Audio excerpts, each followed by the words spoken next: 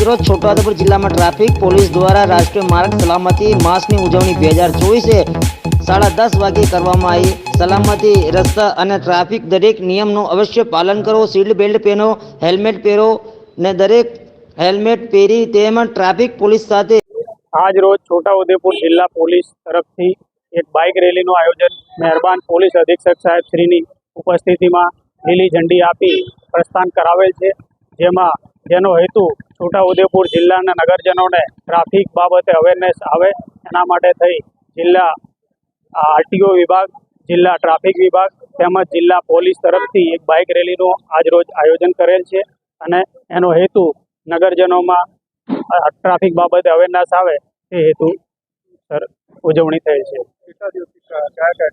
તારીખ 15 જાન્યુઆરીથી 14 ફેબ્રુઆરી સુધીનો આમ ઉજવણીના ભાગરૂપે બાઇક રેલીનું આજરોજ આયોજન થયેલ છે।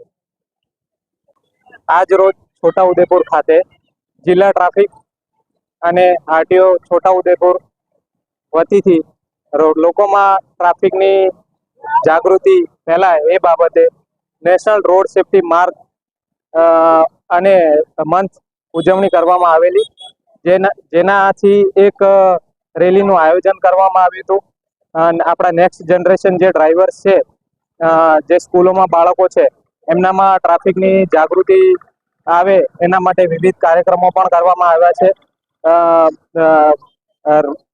જ્યાં એપીએમસી ખાતે રેડિયમ રિફ્લેક્ટરનો પણ એક પ્રોગ્રામ કરવામાં આવેલ છે। આ રીતે વિવિધ કાર્યક્રમો આરટીઓ છોટાઉદેપુર અને એસપી કચેરી ખાતેથી રોડ સેફ્ટી મંથના ભાગરૂપે વિવિધ કાર્યક્રમો કરેલ છે।